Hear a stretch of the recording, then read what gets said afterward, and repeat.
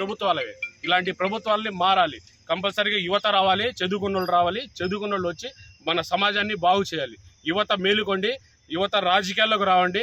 నిరుద్యోగాన్ని తరిమేయండి. నిరుద్యోగం కంపల్సరీగా ఉండకూడదు, మన రాష్ట్రంలో ఉండకూడదు, మన నియోజకవర్గాల్లో ఉండకూడదు. మన పార్టీలు ఏ పార్టీని చూసి ఓటేయకండి, అభ్యర్థిని చూసి ఓటేయండి. చదువుకున్నాడా లేదని చూసి ఓటేయండి.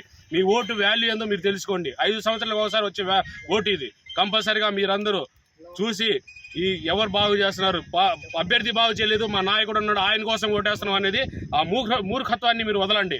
ఆ మూర్ఖత్వాన్ని వదిలితే తప్ప మీరు మన పిల్లలకి భవిష్యత్తు ఇవ్వలేము. మనం భవిష్యత్తు ఇవ్వాలంటే మీరు వేసే ఓటుని బట్టే మీ పిల్లలకి మీ భవిష్యత్తుని ఇవ్వగలరు. అందుకోసం నేను నాకు స్వతంత్ర అభ్యర్థిగా చెప్తున్నా, కంపల్సరీగా మీరందరూ నాకు సపోర్ట్ చేయండి.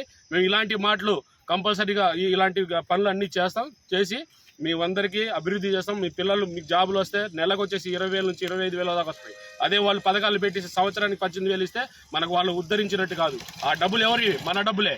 మన డబ్బుల్ని వాళ్ళు మనకిస్తున్నారు. అలాంటి వద్దు మనకి. ఆ పథకాలు వద్దు, ఏమి వద్దు. మనకి పిల్లలకి జాబులు ఇవ్వండి. జాబులు ఇస్తే వాళ్లే పోషించుకుంటారు. సంవత్సరానికి 2-3 లక్షలు వస్తాయి.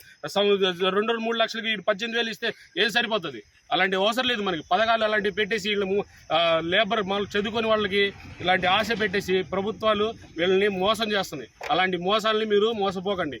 కంపల్సరీగా మీరు అందరూ ఆలోచించండి. స్వతంత్ర పేరు నిలబడుతున్నాను కాబట్టి మీ ఓటుని నాకు ఇవ్వండి. ఒక్కసారికి నాకు ఓటు ఇస్తే కంపల్సరీగా మీ అందరికీ అభివృద్ధి చేస్తాను. నేను అభివృద్ధి చేసి